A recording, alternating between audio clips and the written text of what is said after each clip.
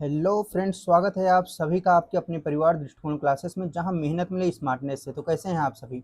आशा करते हैं कि बहुत ही जानदार, शानदार और ज़बरदस्त होंगे और आप लोगों की पढ़ाई लिखाई, आप लोगों की तैयारी बहुत ही बेहतरीन तरीके से चल रही होगी। और इसी तैयारी को और भी बेहतर करने के लिए और आपका सिलेक्शन सुनिश्चित करने के लिए हम आप लोगों के सामने लेकर आ चुके हैं पर्यावरण और आपदा प्रबंधन की क्लास, जो कि आपके लेखपाल बनने और आपके बीच की सबसे अहम कड़ी मानी जाएगी, क्योंकि 10 नंबर का क्वेश्चन मायने रखता है अपने आप में। और हम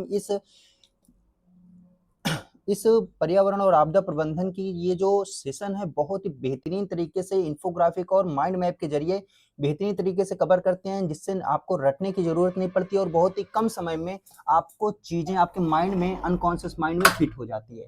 तो चलिए देरी न करते हुए शुरुआत करते हैं। और हम आपको बता दें, इसके अलावा भी हमारे 2 सेशन चलता है, जिसमें हम कंप्यूटर की क्लास लेते हैं, 7 बजे आपकी चलती है, और साथ ही साथ 8:30 बजे आपकी ये सेशन आपको मिल जाता है पर्यावरण एवं आपदा प्रबंधन। साथ ही साथ अगर आपको यूपी जेके की क्लास लेनी है, जो कि लेखपाल में 20 नंबर, और इसके साथ साथ और भी आने वाली परीक्षा जैसे यूपीपी है ना, इन ये सभी में यूपी का बहुत ही अहम रोल है। तो यूपी जीके को बहुत बेहतरीन तरीके से हम कवर कर रहे हैं दोपहर 1 बजे, तो उस सेशन से जुड़ना बिल्कुल मत भूलिएगा।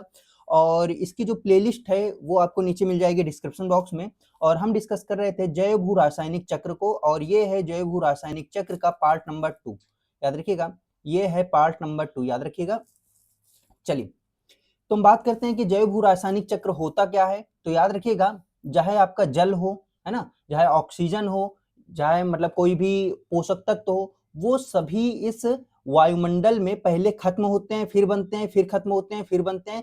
तो ये पूरे के पूरे चक्रण को क्या कहते हैं? ये पूरे के पूरे सर्कल को जैव भू रासायनिक चक्र कहा जाता है। क्लियर है यहाँ तक? चलिए, हम बात करते हैं पोषक तत्व के बारे में। तो याद रखिएगा, ऊर्जा का प्रवाह, चलिए, तो याद रखिएगा, जो ऊर्जा का प्रवाह है वो हमेशा यूनिडायरेक्शनल होता है, मतलब एक दिशीय होता है। जैसे अगर हमें सूर्य से हम क्या कर सकते हैं? ऊर्जा को प्राप्त कर सकते हैं, ना कि हम उसे वापस भी दे सकते हैं, है ना। तो याद रखिएगा, ऊर्जा का प्रवाह हमेशा यूनिडायरेक्शनल होता है, एक दिशा में। लेकिन अगर हम पोषक तत्व की बात करें, तो पोषक तत्व पहले बनेगा, फिर क्या होगा? फिर वो उसको ग्रहण किया जाएगा और फिर वो क्या हो जाएगा? नष्ट हो जाएगा। अगर हम बात करें कि इसके अंदर क्या है, इसके अंदर है नाइट्रोजन। याद रखिएगा, इसको ग्रहण किया किसने? इस पौधे ने। पौधे के अंदर नाइट्रोजन आ गया और पौधे को खा लिया किसने? इस रैबिट ने, है ना। ये रैबिट खा लिया और रैबिट क्या हुआ? रैबिट मर गया। और जैसे ही मृत हो गया, तो जो भी हमारे जैविक अपघटक होते हैं, जो जैसे आपके जीवाणु और विषाणु हो, मतलब जीवाणु, कवक और जीवाणु हो गए, वो इससे क्या करेंगे? इसका अपघटन कर देंगे और मिट्टी में मिला देंगे। और इसने जो नाइट्रोजन, मतलब जो पोषक तत्व तो नाइट्रोजन के रूप में प्राप्त किया है, वो फिर से किसमें मिल जाएगा? मिट्टी में मिल जाएगा। फिर मिट्टी से पौधा उगेगा, फिर ऐसे ही ये जानवर खाएगा, फिर ये मर जाएगा, फिर मिट्टी में सारे नाइट्रोजन मिल जाएंगे। मतलब जो पोषक तत्व होता है वो चक्रीय रूप में होता है। जबकि ऊर्जा की बात करें, तो ऊर्जा हमेशा यूनिडायरेक्शनल होता है, एक दिशा में होता है। क्लियर है? तो ऊर्जा क्या होता है? कभी नष्ट नहीं होता, वो एक रूप से दूसरे रूप में बदल जाता है, ऐसे चक्रण चलता रहता है। क्लियर है? चलिए, चलिए हम अगर बात करें गैसीय चक्र की, तो याद रखिएगा, इसका मुख्य भंडारण वायुमंडल या जलमंडल में होता है। इन्हें पूर्ण चक्र माना जाता है। जो गैसीय चक्र होता है, इसे पूर्ण रूप, मतलब पूर्ण चक्र माना जाता है। जबकि आपका जो औषधि चक्र है, इसे पूर्ण चक्र नहीं माना जाता, क्योंकि इसमें इसकी जो एक सर्किल होने में बहुत ही अधिक समय लगता है। जबकि अगर हम बात करें, मान लीजिए अगर हम जल की बात करें, आगे आगे बात करते हैं इसके बारे में, इन्हें अपूर्ण चक्र कहा जाता है। किसे? तो याद रखिएगा, जो औषधि चक्र होते हैं, इन्हें अपूर्ण चक्र कहा जाता है, क्योंकि इनके एक पूरा चक्रण कंप्लीट होने में बहुत ही अधिक समय लगता है ना। तो इसलिए इन्हें अपूर्ण चक्र कहा जाता है। इनका मुख्य भंडार पृथ्वी की भूपर्पट्टी या चट्टानों में होता है। ये चक्र गैसीय चक्रों की तुलना में काफी धीमे होते हैं। अपूर्ण चक्र की प्रकृति की बात करें, तो यह अपूर्ण चक्र की यह जो है अपूर्ण चक्र कहा जाता है, क्योंकि पोषण तत्व तो अक्सर चट्टानों में लंबे समय के लिए फंसे रहते हैं, इसलिए इन्हें अपूर्ण चक्र कहा जाता है। तो यहां से हमने दो चीजें देखी कि एक हो गया हमारा पूर्ण चक्र और एक हो गया हमारा अपूर्ण चक्र। तो याद रखिएगा, पूर्ण चक्र जो हमारे गैसीय चक्र होते हैं, इसे पूर्ण चक्र कहा जाता है। जो हमारे चट्टानीय चक्र होते हैं, उसे अपूर्ण चक्र कहा जाता है। क्लियर है? अगर हम एग्जाम्पल बात कर लें कि जल चक्र की, कल हमने आपसे यही बात किया था जल चक्र के बारे में। तो याद रखिएगा, जल चक्र मतलब कैसे होता है, ऐसे हम आपको थोड़ा सा ब्रीफ, थोड़ा सा स्पीड में बता देते हैं कि ये सिलेक्ट कर लेते हैं, एक सेकंड। ये जो पेड़ पौधे होते हैं इनकी पत्तियों में जल, इनकी पत्तियां जो है, जो अतिरिक्त जल होता है उसे वाष्पोत्सर्जन कर देती हैं, मतलब जो अतिरिक्त जल होता है उसे वायुमंडल में छोड़ देती हैं। इसके अलावा जो भी खुला जल है, जो भी जैसे आपकी नदी हो गई, समुद्र हो गए, महासागर हो गई, है ना, झील हो गए, यहाँ सब क्या होता है, सूर्य की किरण की वजह से वाष्पीकरण होता है। सूर्य की किरण की वजह से क्या होगा, वाष्पीकरण होकर पानी कहां पर जाएगा, ऊपर जाएगा, और ऊपर जाकर क्या हो जाएगा, ये ठोस संघनन के रूप, मतलब ये क्या हो जाएगा, जम जाएगा, जिसे हम क्या कहेंगे, जिसे कहेंगे संघनन। संघनन होने के बाद जब ये बादल भारी हो जाएंगे और आपस में टकराएंगे, या फिर जिस जो मतलब जो भी क्षेत्र में ठंडक ज्यादा रहेगी तो वहां पर क्या होगा, वर्षण होगा। वर्षण होने के बाद फिर अपवाह होगा, अपवाह होकर फिर से ये कहां पर आ जाएंगे, फिर से ये नदियों में मिल जाएंगे। तो ये पूरे चक्रण को क्या कहते हैं, जल चक्र, मतलब जल यहां से उठकर ऊपर गया और फिर यहां से नीचे आया, इसी कंप्लीट चक्र को जल चक्र कहते हैं। क्लियर है। तो सबसे पहले इसमें होगा वाष्पीकरण हो गया, है ना, वाष्पीकरण या वाष्पोत्सर्जन से जल क्या हुआ, ऊपर गया। ऊपर होने के बाद संघनन के रूप में क्या हुआ, बादल बना। बादल के बाद बादल भारी हुए और क्या हुए, भारी होने के बाद वर्षण हुआ, 3 नंबर पर वर्षण, और फिर अपवाह से क्या हो गया, ये बहकर, अपवाह का मतलब आप समझिए कि अपवाह का मतलब है कि बहकर फिर से ये जल में मिल गए। तो ये हो गया आपका क्या, जल चक्र। कल हम इसके बारे में बात कर चुके थे। फिर हम बात करें ऑक्सीजन चक्र के बारे में, तो याद रखिएगा। चलिए, ऑक्सीजन का निरंतर प्रवाह की अगर बात करें तो लगभग पूरे वायुमंडल में 20.8% ऑक्सीजन है, लगभग जो है 21% मान लिया जाता है। तो जीवमंडल या स्थल मंडल के बीच ऑक्सीजन का निरंतर आदान प्रदान होता रहता है, याद रखिएगा। आगे चलते हैं कि ऑक्सीजन उत्पन्न कैसे होता है, प्रकाश संश्लेषण के कारण पौधे जो है CO2 लेते हैं और ऑक्सीजन क्या करते हैं, छोड़ते हैं, और ऑक्सीजन छोड़ते हैं। और इसके बारे में, मतलब ये जो ऑक्सीजन चक्र है इसके बारे में भी हम कल जो है चर्चा कर चुके हैं। ऑक्सीजन छोड़ते हैं तो मतलब कि प्रकाश संश्लेषण के कारण ऑक्सीजन का उत्पन्न होता है। साथ ही साथ जो वायुमंडल में जलवाष्प होते हैं तो उनको जो वायुमंडल में जो जलवाष्प होते हैं उनके ऊपर यूवी रेस पड़ता है। यूवी रेस पड़ने के कारण वो छोटे छोटे ऑक्सीजन मॉलिक्यूल्स में टूट जाते हैं। तो इस तरह से भी क्या होता है, ऑक्सीजन का निर्माण होता है। क्लियर है। फिर उसके बाद ऑक्सीजन का निर्माण तो हो गया, फिर ऑक्सीजन खत्म कैसे होता है। ऑक्सीजन जो है, आप कोई भी कोई भी जैविक चीजों को दहन करें, मतलब कुछ भी जलाएं, चाहे आप लकड़ी जलाएं या फिर आप पेट्रोलियम जलाएं, पेट्रोल जलाएं, कुछ भी आप जलाएंगे तो वो जलने के लिए ऑक्सीजन की आवश्यकता होगी।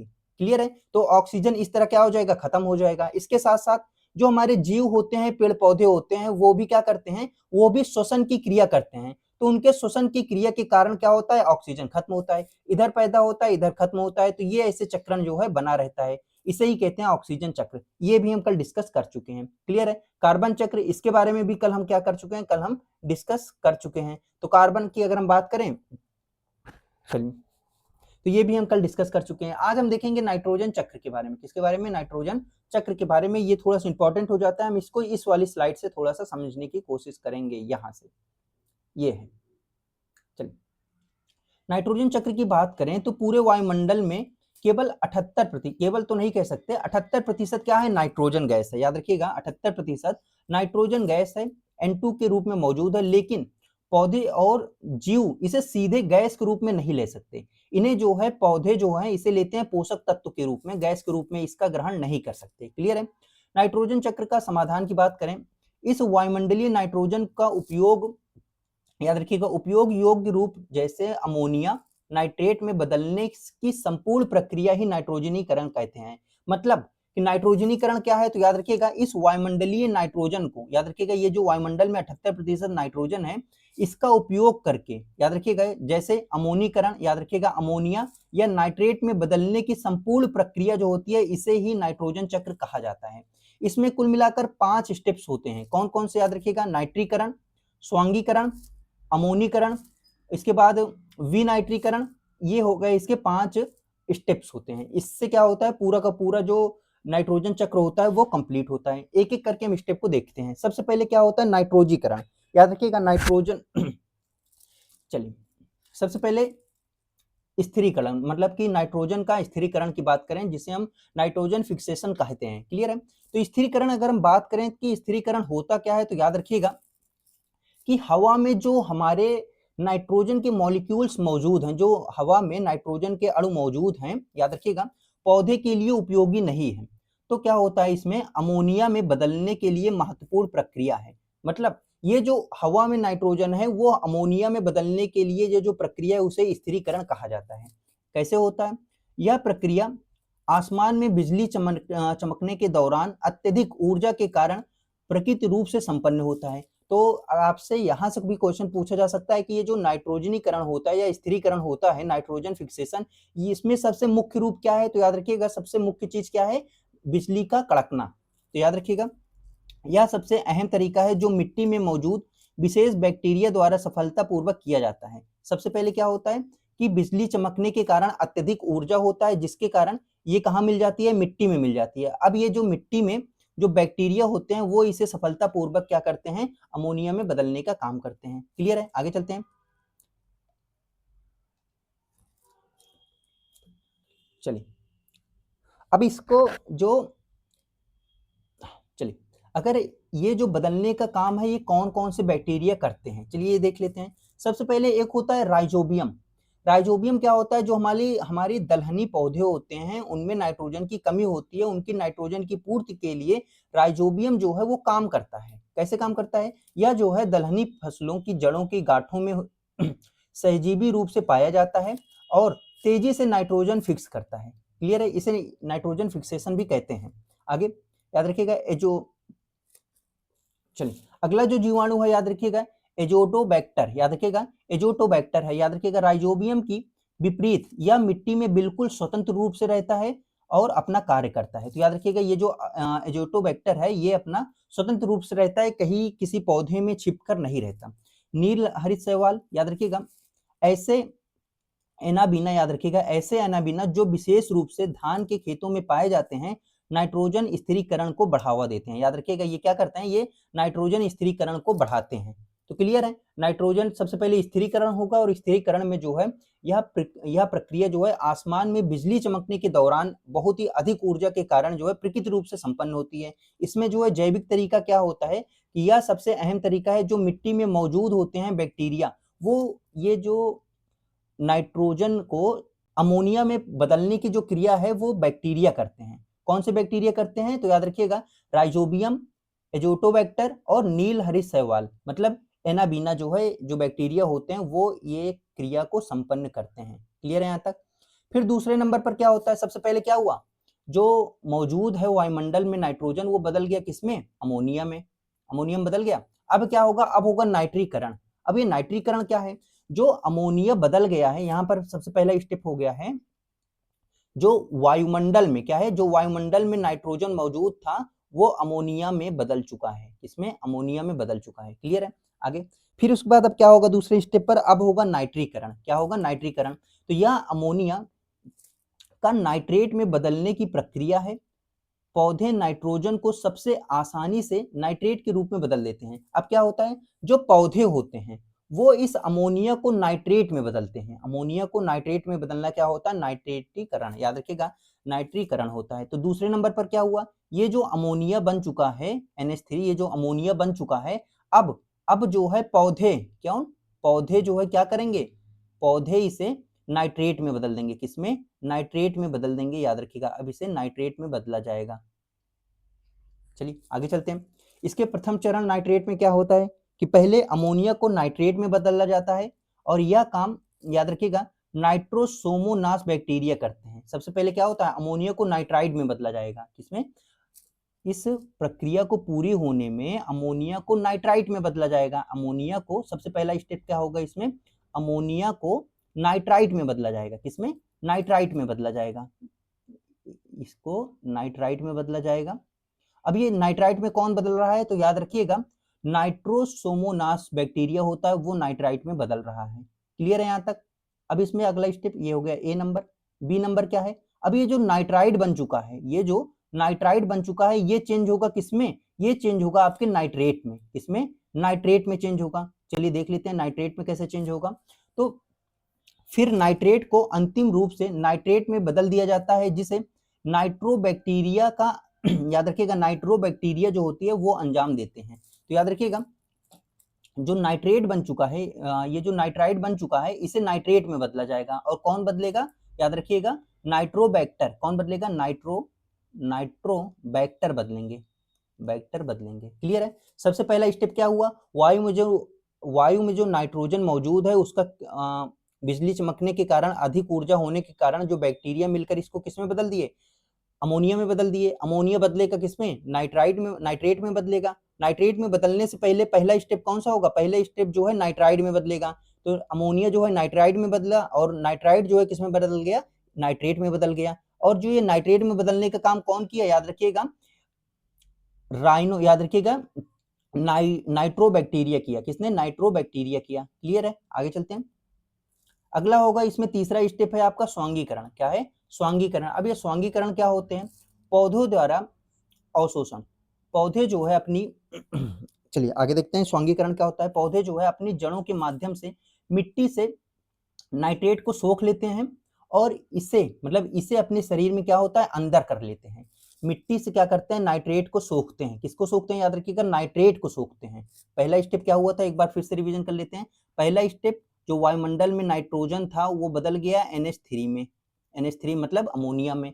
अमोनिया बदल गया किसमें, नाइट्रेट में बदल गया, है ना। डायरेक्ट बदल देते हैं किसमें, ये बदल गया अमोनिया जो है नाइट्रेट में बदल गया, NO3 में बदल गया, नाइट्रेट में बदल गया। क्लियर है, माइनस नाइट्रेट में बदल गया। अब ये नाइट्रेट को किसने सोखा, नाइट्रेट को सोख लिया किसने, जो पेड़ की जड़ें हैं उसने सोख लिया। क्लियर है। आगे देखते हैं। पौधे इस सोखे गए नाइट्रेट का उपयोग करके शरीर में प्रोटीन, विटामिन और DNA का निर्माण करते हैं। जो ये पौधे हैं वो नाइट्रेट को सोखते हैं और नाइट्रेट को सूखने के बाद वो प्रोटीन का निर्माण करते हैं, साथ ही साथ विटामिन और DNA का निर्माण करते हैं। और जब कोई भी जानवर, मान के चलिए ये हिरन आकर इस पौधे को खाएगा, तो याद रखिएगा जब जंतु इन पौधे को खाते हैं तो आवश्यक जो नाइट्रोजन होता है उसके शरीर में खाद्य श्रृंखला तक पहुंच जाता है। मतलब इसके पास क्या पहुंच जाएगा, इसके पास जो है प्रोटीन पहुंचेगा, विटामिन पहुंचेगा, DNA इसके पास पहुंच जाएगा, जिसके मतलब ये है इसके पास आवश्यक रूप से नाइट्रोजन पहुंच चुका है। तो याद रखिएगा जंतुओं में जब जंतु इन पौधे को खाते हैं तो आवश्यक नाइट्रोजन उनके शरीर और उनके खाद्य श्रृंखला तक जो है पहुंच जाता है। क्लियर है। तो सबसे पहले हमने देखा, चलिए एक बार और भी रिवीजन करा देंगे। चलिए अपघटन की बात करें तो अपघटन की प्रक्रिया मतलब आपका ये हो गया, कौन सा हो गया आपका, स्वांगीकरण क्रिया हो गई। ठीक है। चौथे नंबर पर क्या होगा, अमोनीकरण। क्या होगा, अमोनीकरण। चलिए देखते हैं अमोनीकरण कैसे हुआ।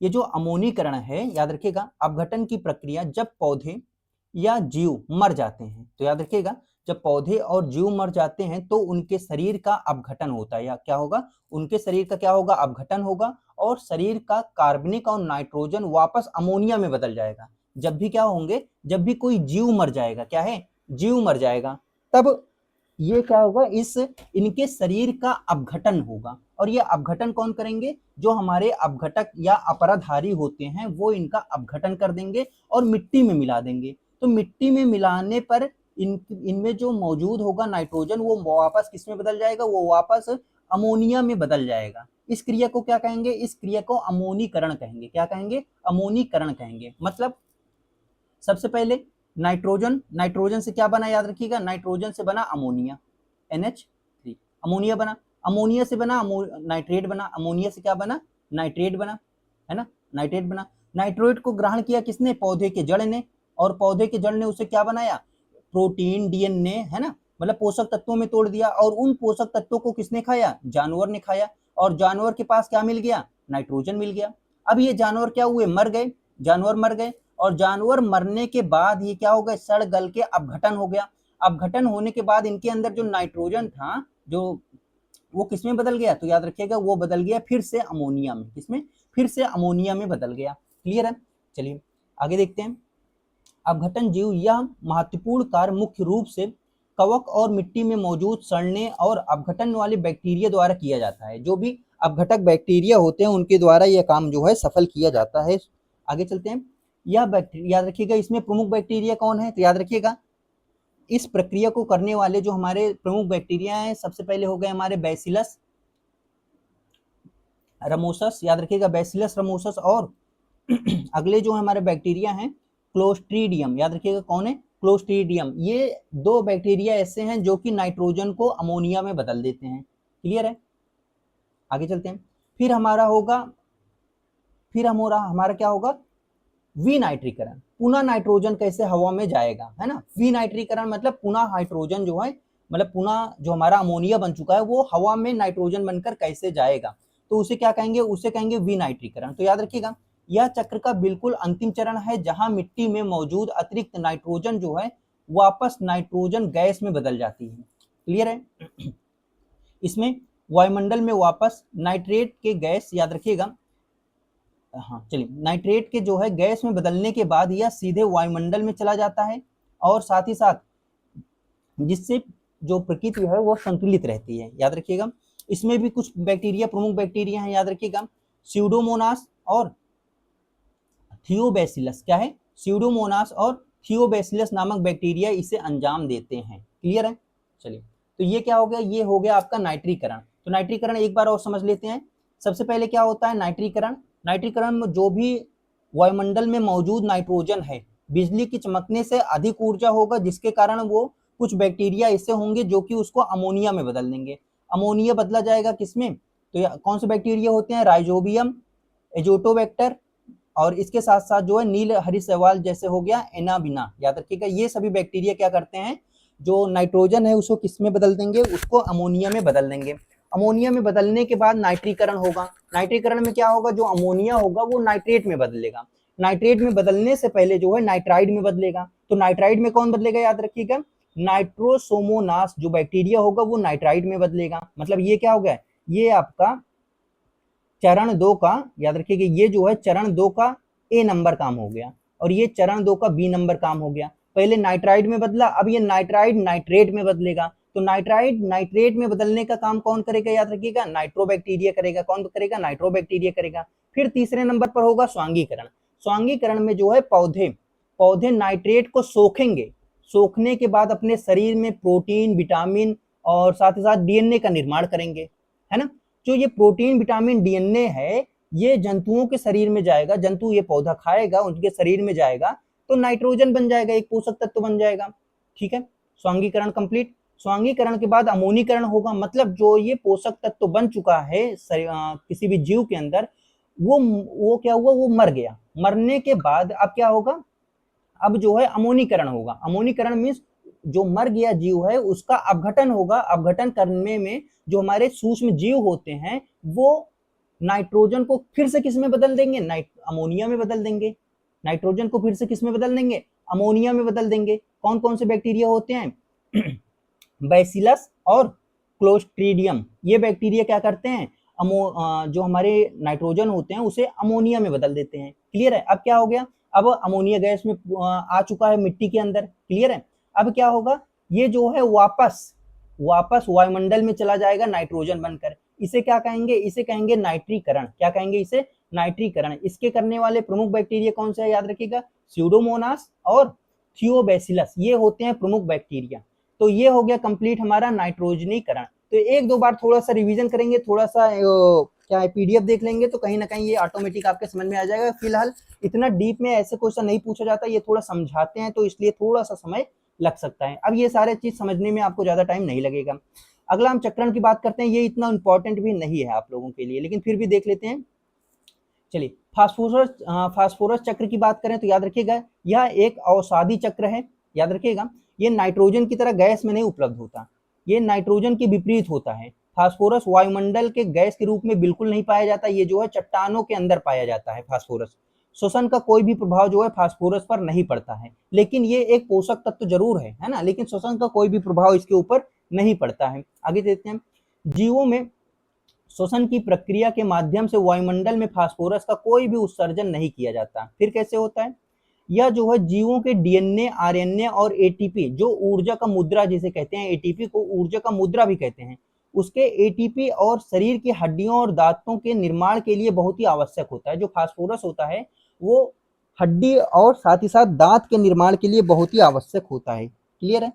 आगे चलते हैं, ये कैसे बनता है, ये बनता ऐसे है। सबसे पहले क्या होगा, हम फास्फोरस चक्र की बात करें तो जो हमारे चट्टान होते हैं उनमें क्या होगा, एक दूसरे से टकरा कर क्या होगा, अपक्षय अपर्दन की क्रिया होगी। अपक्षय अपर्दन की क्रिया से क्या होगा, नदी इसके ऊपर टकराएगी और नदी में क्या होगा, नदी इसके ऊपर टकराएगी, ये छोटे छोटे पत्थर में टूट जाएंगे। छोटे छोटे टुकड़े में टूट जाएंगे तो ये आपस में टकराएंगे, आपस में टकराने के बाद ये और छोटे छोटे बारीक कण में टूट जाएंगे। तो इस पत्थर के अंदर, इस चट्टान के अंदर जो फास्फोरस था, याद रखिएगा, जो फास्फोरस था वो किस में बदल गया, छोटे छोटे टुकड़ों में बदल गया। अब ये किस में चले जाएंगे, अब ये मिट्टी में जाकर मिल जाएंगे। फास्फोरस किस में जाकर मिल जाएंगे, मिट्टी में जाकर मिल जाएंगे। अब ये मिट्टी से कौन अवशोषित कर लेगा फास्फोरस को, ये पौधा अवशोषित कर लेगा, ये पौधा अवशोषित कर लेगा। अब इस पौधे को खाएगा कौन, इस पौधे को खाएगा ये खरगोश। कौन खाएगा, ये खरगोश। तो इसके अंदर पोषक तत्व के रूप में क्या आ जाएगा, फास्फोरस आ जाएगा। क्या आ जाएगा, फास्फोरस आ जाएगा कि नहीं आ जाएगा। अब ये फास्फोरस जब इसके अंदर आ गया तो इसको मान लीजिए ये खा लिया, इसके अंदर भी क्या आ जाएगा, फास्फोरस आ जाएगा। अब ये दोनों क्या हुआ, मर गए। भाई ये खा लिया और ये क्या हुआ, ये मर गया। तो ये मरने के बाद इसका क्या हो जाएगा, अपघटन हो जाएगा। अपघटन होकर ये मिट्टी में मिल जाएगा। तो इसके अंदर जो फास्फोरस तत्व मौजूद है, जो पोषण तत्व मौजूद है, वो किस में मिल जाएगी, मिट्टी में मिल जाएगी। और मिट्टी से फिर से क्या बनेगा, चट्टान, और चट्टान से फिर से किस में आ जाएगा, ये ऐसे सर्किल करके घूमता रहेगा। क्लियर है। तो सबसे पहले हमने क्या बात किया, अपक्षय होगा। चट्टानों के टूटने घिसने वाली प्रक्रिया को जो होता है इसे कहते हैं अपक्षय। मतलब ये टूटेगा फूटेगा और मिट्टी में मिल जाएगा, इसे कहेंगे अपक्षय। फिर उसके बाद अवशोषण की बात करें तो अवशोषण मिट्टी में मिलने के बाद पौधे अपनी जड़ों द्वारा जो है इसे अवशोषित कर लेते हैं। अवशोषित करने के बाद खाद्य श्रृंखला में, मतलब ये खाद्य श्रृंखला के लाइन में आ जाएगा। और जो शाकाहारी जीव क्या करेंगे, पौधे को खाएंगे, और जो शाकाहारी जीव है उसे मांसाहारी खाएगा, और मांसाहारी मर जाएगा। मरने के बाद अपघटन हो जाएगा और सारा का सारा पोषक तत्व तो फिर से मिट्टी में मिल जाएगा। हो गया ये कंप्लीट। क्लियर है। एक शब्द आता है सुपोषण। क्या आता है, एक शब्द सुपोषण आता है। सुपोषण शब्द आता है क्या, सुपोषण। तो याद रखिएगा ये जो सुपोषण शब्द है ये होता कैसे, सुपोषण है क्या। जब भी हम अपने खेतों में उर्वरक डालते हैं तब क्या होता है, तो हमारे खेतों में नाइट्रोजन और फास्फोरस की मात्रा बढ़ जाती है। और बारिश का पानी आया हमारे खेतों में तो यहाँ पर जो हम उर्वरक डाले हैं नाइट्रोजन फास्फोरस, वो बहकर कहाँ पर चला जाएगा, मिट्टी में चला, कहाँ पर, जल में चला जाएगा, खुले हुए नदियों में चला जाएगा, समुद्र में चला जाएगा। क्लियर है। तब क्या होगा, तो पानी में पोषण तत्व की मात्रा बढ़ जाएगी, फास्फोरस की मात्रा बढ़ जाएगी। तब क्या होगा, तब यहाँ पर एक बहुत सारे अनियमित जो है बिना आवश्यकता वाले क्या हो जाएंगे, हरी हरी घास उग जाएगी, जिससे हम क्या कहेंगे, शैवाल कहेंगे। मतलब बहुत सारे अनियमित रूप से शैवाल उग जाएंगे। तो इसे क्या कहते हैं, इसे ही सुपोषण कहते हैं। क्या कहते हैं, सुपोषण की समस्या कहते हैं। अब ये जब शैवाल उग जाएगा तब सूर्य का प्रकाश पानी के अंदर नहीं जा पाएगा, ऑक्सीजन पानी के अंदर नहीं जा पाएगा। तब क्या होगा, जो अंदर वाले जीव होंगे वो क्या हो जाएंगे, मर जाएंगे। तो इसे ही सुपोषण की समस्या कहते हैं। मतलब अधिक पोषण से भी दिक्कत है कि नहीं है। चलिए शक्तिमान आगे चलते हैं।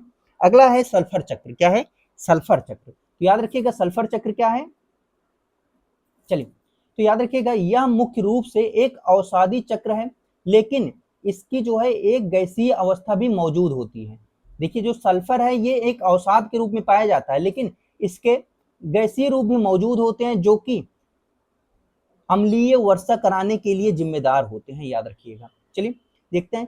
प्रकृति में सल्फर मुख्य रूप से चट्टानों और कोयला या फिर तेल जीवाश्म के अंदर भारी मात्रा में पाया जाता है, जमा होता है। याद रखिएगा सल्फर यह ज्वालामुखी विस्फोट, जीवाश्म और जलने और याद रखिएगा दलदली क्षेत्रों में कार्बनिक पदार्थों के अपघटन से भी मिलता है। तो ये जो सल्फर है वो चट्टानों के अलावा बाहर भी मिलता है ना, जिसी के कारण जब वो हवा में मिल जाता है और जलवाष्प के संपर्क में आता है, पानी के संपर्क में आता है, तो अम्लीय वर्षा कराता है। क्लियर है। तो याद रखिएगा वायुमंडल में सल्फर डाइऑक्साइड गैस के रूप में कैसे मौजूद है वो देख लेते हैं।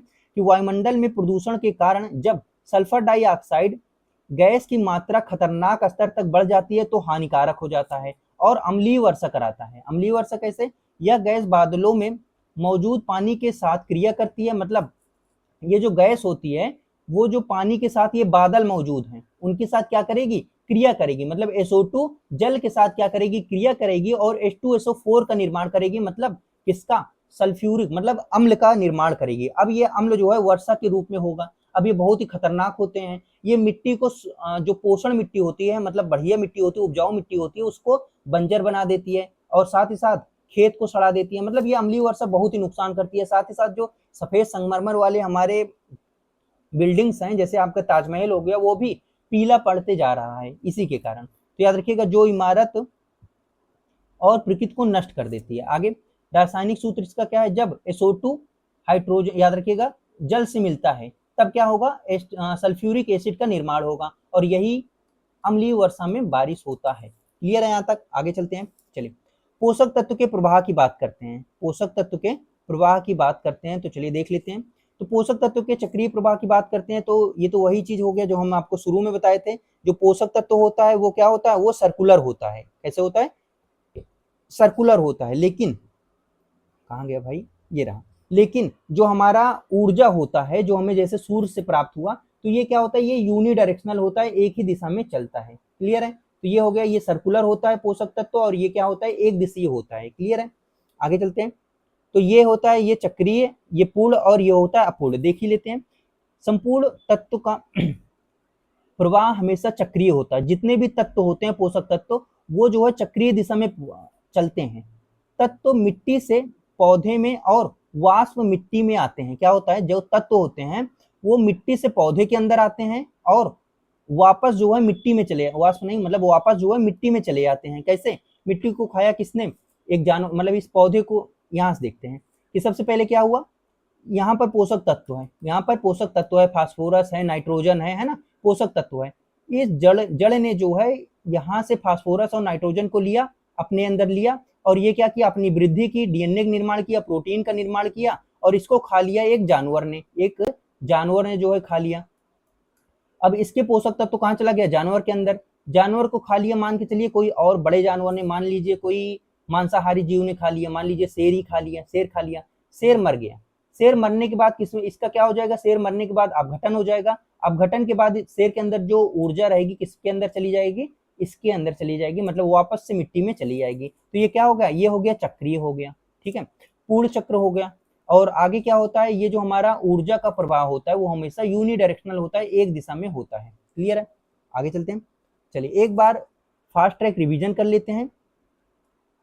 चलिए सबसे पहले हमने देखा स्थिरीकरण की। स्थिरीकरण मतलब सबसे पहले हमने नाइट्रोजन चक्र के बारे में देखा, नाइट्रोजन चक्र के बारे में देखा। तो इसमें सबसे पहले क्या होगा, सबसे पहले होगा स्थिरीकरण। स्थिरीकरण में जो है अमोनिया, नाइट्रोजन जो हवा में अमोनिया मौजूद, जो हवा में नाइट्रोजन है वो अमोनिया में बदलेगा। कौन बदलेगा, राइजोबियम जैसे जीवाणु बदलेंगे। क्लियर है? फिर क्या होगा, फिर ये बदलेगा अमोनिया में, अमोनियम बदलने के बाद ये किस में बदलेगा, नाइट्राइड में बदलेगा, नाइट्रेट नाइट्राइड में बदलेगा। कौन बदलेगा इसको, नाइट्रोबैक्टीरिया बदलेगा। और नाइट्राइड में कौन बदलेगा, नाइट्रोसोमोनास बदलेगा। क्लियर है?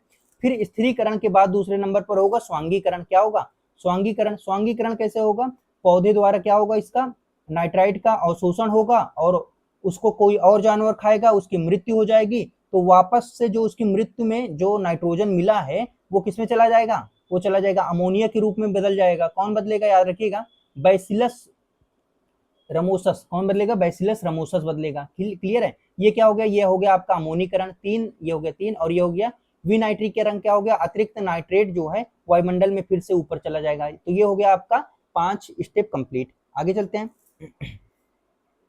चलिए अगला है, कहाँ गया, ये रहा फास्फोरस। फास्फोरस जैसे चट्टानों में मिला, उसका क्या हुआ, चट्टानों का जो चट्टान है ना, चट्टानों का अपक्षय अपर्दन हुआ, मिट्टी में मिल गया, मिट्टी से किस में चला गया, मिट्टी में वापस जो है पौधे में चला गया, पौधे को कोई जानवर खा लिया, और जानवर फिर से क्या हुआ, मृत हो गया, और फिर से मिट्टी में पहुंच गया फास्फोरस। ऐसे करके ये फास्फोरस का चक्र जो है वो चलता रहता है। क्लियर है? चलिए तो इसमें आगे चलते हैं। और सुपोषण क्या होता है, जब आवश्यकता से अधिक शैवाल किसी भी जलीय स्तर पर, मतलब जलीय मतलब सब जल के सबसे ऊपर जो मौजूद हो जाते हैं, तो सूर्य का प्रकाश और ऑक्सीजन अंदर नहीं जा पाता, तो उनके अंदर की मछलियां सब मर जाती हैं। इसे ही कहते हैं स्वपोषण, मतलब सुपोषण की समस्या कहते हैं। तो क्लियर है? तो सेशन यहीं तक था। अब हम क्या करते हैं, कुछ पीवाई की क्वेश्चन कर लेते हैं, जिससे हमें पता चल जाए कि इस टॉपिक से कैसे क्वेश्चन पूछे गए हैं। सबसे पहले हमारा जो क्वेश्चन है, तो याद रखिएगा, अमोनिया को नाइट्राइड, याद रखिएगा, नाइट्राइड में बदलने की क्रिया कौन से बैक्टीरिया करते हैं। तो इसमें जो 90% क्वेश्चन पूछा जाएगा वो नियम से नहीं, आपके बैक्टीरिया से ही पूछा जाएगा। तो अमोनिया को नाइट्राइड में बदलने का जो काम है वो कौन करेगा, सबसे पहले अमोनिया को किस में बदला जा रहा है, नाइट्राइड में बदला जाएगा, है ना। तो याद रखिएगा कौन सी बैक्टीरिया नाइट्राइड में बदलेगा, तो याद रखिएगा। चलिए तो कौन सा होगा, कौन बैक्टीरिया बदलेगा, नाइट्रोसोमोनास। कौन बदलेगा, नाइट्रोसोमोनास जो है इसे नाइट्राइड में बदल देंगे। अमोनिया को नाइट्राइड में कौन बदलेगा, नाइट्रोसोमोनास बैक्टीरिया बदलेगा। राइजोबियम क्या करेगा, राइजोबियम जो है नाइट्रोजन को किस में बदलेगा, अमोनिया में बदलने का काम करेगा। यहाँ देखते हैं निम्नलिखित में से कौन सा बैक्टीरिया विनाइट्रीकरण का, याद रखिएगा विनाइट्रीकरण बदलने में मदद करता है, मतलब नाइट्रेट को वापस नाइट्रोजन में बदला जाता है, नाइट्रेट को वापस नाइट्रोजन में बदला जाता है कौन सी बैक्टीरिया से। तो याद रखिएगा नाइट्रेट को वापस नाइट्रोजन में बदलने का काम कौन सी बैक्टीरिया करती है, हमारे स्यूडोमोनास करते हैं। कौन, स्यूडोमोनास करते हैं। क्लियर है। अगला है पौधे मिट्टी से नाइट्रोजन को किस रूप में लेते हैं, ये रहा, जो पौधे होते हैं वो मिट्टी से नाइट्रोजन को किस रूप में सबसे आसानी से ग्रहण करते हैं।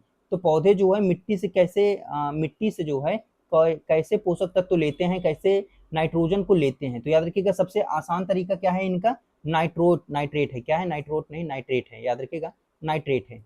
आगे मतलब ये नाइट्रेट के रूप में मिट्टी से क्या करते हैं, ग्रहण कर लेते हैं और अपने अंदर जो है पोषक तत्व का निर्माण करते हैं, प्रोटीन का, डीएनए का अपने अंदर निर्माण करते हैं। नाइट्रोजन स्थिरीकरण के दलहनी पौधे, याद रखिएगा किसमें, दलहनी पौधे की गांठों में कौन सी सहजीवी बैक्टीरिया पाई जाती है। तो याद रखिएगा राइजोबियम जो है वो दलहनी पौधे में पाया जाता है। किसमें, दलहनी पौधे के जो गांठ होती है, जड़ के गांठ होता है, जड़ ऐसे होता है ना, लेकिन जो जो दलहनी पौधे होते हैं उनके जड़ ऐसे गांठ होता है और इसी गांठ में राइजोबियम बैक्टीरिया पाया जाता है। क्लियर है। किस प्रक्रिया में मृत कार्बनिक पदार्थ जो है वो वापस से, याद रखिएगा मतलब जो मृत कार्बनिक पदार्थ है, प्रोटीन, यूरिया हो गया, वो वापस अमोनिया में बदलता है। तो याद रखिएगा मृत कार्बनिक पदार्थ फिर से अमोनिया में बदलेगा किस, कौन सी प्रक्रिया के दौरान। तो याद रखिएगा क्या होगा इसमें होगा अमोनीकरण। अमोनीकरण मतलब पहले जो कार्बनिक पदार्थ है वो फिर से किसमें बदलेगा, अमोनिया में बदलेगा, तो इसे कहेंगे अमोनीकरण। याद रखिएगा अमोनीकरण। आगे चलते हैं, फास्फोरस चक्र किस प्रकार के चक्र का उदाहरण है। तो जो फास्फोरस चक्र है वो औषधि चक्र का उदाहरण है ना। ये क्या होते हैं, ये स्थिर नहीं होते, बहुत समय लगता है इनको कंप्लीट होने में।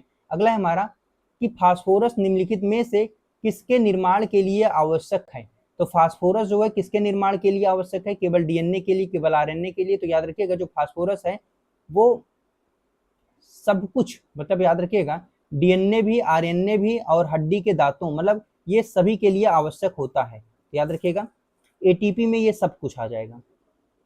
आगे चलते हैं, पर्यावरण में फास्फोरस का मुख्य भंडार क्या है। तो पर्यावरण में फास्फोरस का मुख्य भंडार क्या है, चट्टानें। कहाँ है फास्फोरस सबसे ज्यादा, कहाँ पर है, चट्टानों के अंदर है। याद रखिएगा। आगे चलते हैं,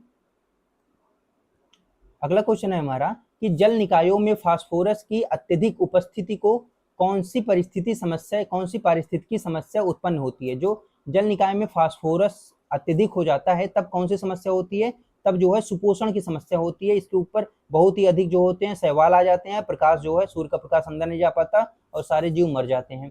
किस जैव भू रासायनिक चक्र में श्वसन के माध्यम से वायुमंडल में कोई उत्सर्जन नहीं होता। तो याद रखिएगा किसके कारण कोई भी उत्सर्जन नहीं होता। तो याद रखिएगा ये जो है आपके फास्फोरस चक्र से कुछ भी उत्सर्जन होता ही नहीं है वायुमंडल में, है ना। तो फास्फोरस चक्र से कुछ भी वायुमंडल में नहीं उत्सर्जन होता, सब के सब धरातल पे होते हैं। अगला, सल्फर चक्र मुख्य रूप से औषधि है। याद रखिएगा जो सल्फर चक्र है मुख्य रूप से औषधि है, लेकिन इसकी एक गैसीय अवस्था भी है। इनमें से कौन सी गैसीय अवस्था जो है वो सल्फर के रूप में पाया जाता है। तो याद रखिएगा जो हमारे अम्लीय वर्षा होते हैं H2SO, याद रखिएगा H2S और SO2।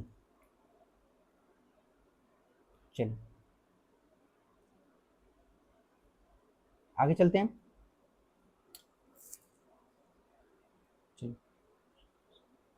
अगला है कि वायुमंडल में सल्फर डाइऑक्साइड, जो सल्फर डाइऑक्साइड है उसकी वृद्धि होने पर क्या प्रभाव पड़ेगा। तो याद रखिएगा जैसे सल्फर डाइऑक्साइड बहुत अधिक मात्रा में हो जाएगा तो अम्लीय वर्षा होने के पूरे चांसेस हो जाते हैं।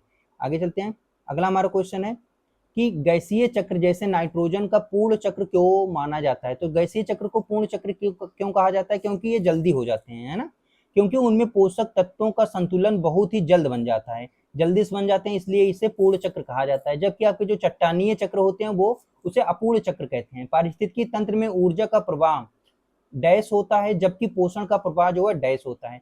जो ऊर्जा का प्रवाह होता है वो यूनिडायरेक्शनल होता है और जबकि जो पोषण का प्रवाह होता है वो चक्रीय होता है। तो क्या होगा, एक दिशीय और चक्रीय। ऑप्शन नंबर बी आपका जो है सही होगा।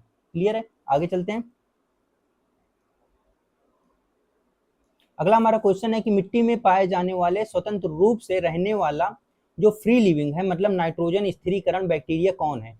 तो नाइट्रोजन और स्थिरीकरण बैक्टीरिया कौन है जो कि मिट्टी में स्वतंत्र रूप से पाया जाता है, सबसे लास्ट वाला। तो याद रखिएगा कौन सा था हमारा, माइको, याद रखिएगा, चलिए चलिए माइकोमोगस याद रखिए, नहीं नहीं नहीं, क्या कह रहा है कि सबसे, ये नहीं होगा, क्या कह रहा है कि मिट्टी में पाए जाने वाला मिट्टी में पाए जाने वाला स्वतंत्र रूप से रहने वाला फ्री लिविंग नाइट्रोजन स्थिरीकरण है ना, नाइट्रोजन स्थिरीकरण की बात हो रही है तो एजोटोबैक्टर है, कौन सा है, एजोटोबैक्टर है। आगे चलते हैं, धान की खेत में नाइट्रोजन स्थिरीकरण मतलब जो नाइट्रोजन फिक्सेशन का कार्य मुख्य रूप से कौन करता है। तो धान के खेत में कौन करता है, नील हरी शैवाल करता है, कौन करता है, नील हरी शैवाल, जो ब्लू एल्गी होते हैं वो करते हैं। क्लियर है, चलिए आगे चलते हैं। अगला क्वेश्चन है हमारा कि हमारे वायुमंडल में नाइट्रोजन गैस की मात्रा लगभग कितनी है। बहुत आसान क्वेश्चन है, 78% है ना। कार्बन कितना है, 0.03%। ऑक्सीजन कितना है, 21% ऑक्सीजन है, याद रखिएगा। आगे चलते हैं, बाकी ये जो है 0.93 ये क्या है, ये है आपका आर्गन। आगे चलते हैं, प्रकृति रूप से नाइट्रोजन स्थिरीकरण पर्यावरण में किस घटना द्वारा होता है। तो ये हमने आपको बताया था, बहुत ही इंपॉर्टेंट क्वेश्चन हो जाता है कि जो स्थिरीकरण होता है, नाइट्रोजन का स्थिरीकरण होता है मतलब नाइट्रोजन का मिट्टी में मिल जाना और वो जो है अमोनिया में बदल जाना, ये किस प्राकृतिक कारण से होता है। ये जो है बिजली के चमकने के अधिक ऊर्जा के कारण होता है। आगे चलते हैं, अगला हमारा क्वेश्चन क्या है कि पौधे में मिट्टी से जो नाइट्रेट होता है, नाइट्रेट को सोख कर उससे प्रोटीन और डीएनए बनाते हैं। तो याद रखिएगा चक्र में इस चरण को क्या कहा जाता है। तो क्या है कि नाइट्रेट को सोख कर डीएनए बनाने की जो प्रक्रिया होती है इसे क्या कहा जाता है। तो याद रखिएगा पौधे जो है, पौधे की जो जड़ होती है वो नाइट्रेट को सोख कर डीएनए और प्रोटीन का निर्माण करती है। इस प्रक्रिया को क्या कहा जाता है। तो याद रखिएगा इसे कहेंगे स्वांगीकरण। क्या कहेंगे, स्वांगीकरण। मतलब एक तरीके से क्या कर रहा है, पौधे जो है वो स्वांग रचा रहा है। क्या रचा रहा है, वो जो है स्वांग रचा रहा है। पौधे से क्या ले रहा है, नाइट्रेट ले रहा है। नाइट्रेट लेने के बाद अपने अंदर भर लिया और खुद को क्या कर रहा है, हरा भरा कर रहा है, मतलब स्वांग रचाएगा अब। तो स्वांगीकरण। आगे चलते हैं, निम्नलिखित में से कौन सा बैक्टीरिया अमोनीकरण की प्रक्रिया में, याद रखिएगा, महत्वपूर्ण भूमिका निभाती है। तो याद रखिएगा अमोनीकरण की प्रक्रिया में कौन सी बैक्टीरिया सबसे महत्वपूर्ण भूमिका निभाती है। तो याद रखिएगा अमोनीकरण, अमोनीकरण याद रखिएगा, अमोनीकरण कौन करता है इसका, अमोनीकरण मतलब जो चौथा स्टेप है, मतलब तीसरा स्टेप, जो हमारा तीसरा स्टेप है कि जो जानवर खाया, जानवर जो है मिल गया, अब जानवर के अंदर जो नाइट्रोजन होगा उसको अमोनिया में बदला जाएगा, वो क्या होगा, वो होगा अमोनीकरण, चौथा नंबर स्टेप। अमोनीकरण कौन से बैक्टीरिया करता है, यही पूछा जा रहा है। तो याद रखिएगा बैसिलस रमोसस कौन करता है, बैसिलस रमोसस करता है, याद रखिएगा, ये हम आपको बताए भी हैं, बैसिलस रमोसस करता है। आगे चलते हैं, अगला हमारा क्वेश्चन क्या है कि थियोबैसिलस, क्या है, थियोबैसिलस जीवाणु नाइट्रोजन चक्र के किस विशिष्ट चक्र से संबंधित है। तो जो थियोबैसिलस है, याद रखिएगा, जो थियोबैसिलस बैक्टीरिया है वो किससे संबंधित है, किस चरण से संबंधित है। क्लियर है, तो देखिएगा ये जो थियोबैसिलस बैक्टीरिया है ये जो है हमारे विनाइट्रीकरण से संबंधित है। किससे, विनाइट्रीकरण से संबंधित है। जो स्थिरीकरण है इसमें कौन सा क्या होता है, इसमें तो जो हमारे राइजोबियम जैसे आते हैं। अमोनीकरण में तो ये होता है, याद रखिएगा अमोनीकरण के लिए कौन जिम्मेदार है, ये रमोसस जिम्मेदार है। अमोनीकरण के लिए रमोसस जिम्मेदार है। तो इसलिए याद रखिएगा थियोबैसिलस जो है वो विनाइट्रीकरण के लिए जिम्मेदार है। क्लियर है यहाँ तक। आगे चलते हैं, अगला है औषधि चक्र को अपूर्ण चक्र की श्रेणी में क्यों रखा गया है। अपूर्ण चक्र की श्रेणी में इसलिए रखा गया है क्योंकि इसमें पोषक तत्व लंबे समय के लिए चट्टानों में फंसे रहते हैं, है ना, इसीलिए इसे अपूर्ण कहा गया है। आगे चलते हैं, अगला है हमारा कि चलिए क्लोस्ट्रीडियम जो है, क्लोस्ट्रीडियम नामक जो अपघटक होते हैं, जो सूक्ष्मजीव किस प्रक्रिया से संबंधित हैं। तो जो क्लोस्ट्रीडियम होता है वो किस प्रक्रिया से संबंधित है। तो याद रखिएगा ये जो क्लोस्ट्रीडियम है ये हमारे अमोनीकरण से संबंधित है। क्लोस्ट्रीडियम जो है अमोनीकरण करता है ना। अमोनीकरण मीन्स जो भी जीव का अपघटन हो जा रहा है, नाइट्रोजन इसके जमीन के अंदर आता है, उसको ये अमोनिया में बदलने का काम कर रहा है ठीक है। अमोनिया के बाद जो लास्ट चरण होगा, ये अमोनिया का जो शेष आपका नाइट्रोजन बचेगा वो फिर से कहाँ मिल जाएगा, ऊपर आसमान में फिर से मिल जाएगा। आगे चलते हैं, निम्नलिखित में से कौन सा चक्र गैसीय जैव भू रासायनिक चक्र की श्रेणी में नहीं आता है? तो याद रखिएगा कौन सा चक्र जो है जैव भू रासायनिक चक्र में नहीं आता है। नाइट्रोजन ये भी गैसीय चक्र है, कार्बन चक्र ये भी गैसीय चक्र है, और ऑक्सीजन चक्र ये भी गैसीय चक्र है, लेकिन फास्फोरस गैसीय चक्र नहीं है। तो याद रखिएगा ये कौन से चक्र है, ये चट्टानीय चक्र है। आगे चलते हैं। अगला क्वेश्चन है हमारा कि पारिस्थितिकी तंत्र में अमोनीकरण की प्रक्रिया जो है मुख्य रूप से किन जीवों द्वारा संपन्न की जाती है? तो याद रखिएगा पारिस्थितिकी तंत्र में अमोनीकरण की जो प्रक्रिया है वो किन जीवों के द्वारा जो है की जाती है? तो याद रखिएगा ये जो है कवक, याद रखिएगा कवक और सड़ने गलने वाले बैक्टीरिया द्वारा होता है। याद रखिएगा पारिस्थितिकी तंत्र में जो अमोनीकरण होता है, याद रखिएगा अमोनीकरण मीन्स जो भी जीव मर गए हैं, जो भी पौधे मृत हो गए हैं, उनका वापस से कहाँ करने, उनको वापस से अपघटन करके मिट्टी में मिलाने का काम है ना, और उनके अंदर जो नाइट्रोजन है उसे अमोनिया में बदलने का काम जो है कौन करते हैं? तो याद रखिएगा सड़ने गलने वाले जो बैक्टीरिया होते हैं वो करते हैं, है ना। आगे चलते हैं। मतलब जो सड़ा देते हैं, गला देते हैं और उसे किसमें, मिट्टी में मिलाने का जो काम करते हैं वो वाले बैक्टीरिया इसे करते हैं अमोनीकरण का पूरा काम। आगे चलते हैं। जो नाइट्राइड होता है, कौन, नाइट्राइड और नाइट्रेट, याद रखिएगा नाइट्राइड को नाइट्रेट में बदलने का काम क्या है, नाइट्राइड को नाइट्रेट में बदलने के लिए याद रखिएगा बदलने का कार्य निम्नलिखित में से कौन सा जीवाणु करता है? जीवाणु नहीं, जीवाणु कौन सा करता है, ये है जीवाणु। चलिए कौन सा जीवाणु करता है? तो याद रखिएगा कौन सा जीवाणु करता है, तो आपका जो नाइट्रोबैक्टीरिया है ना, क्या है, नाइट्राइट को नाइट्रेट में बदल रहा है, तो कौन सा हो जाएगा, नाइट्रोबैक्टीरिया। कौन सा हो जाएगा, नाइट्रोबैक्टीरिया। आगे चलते हैं।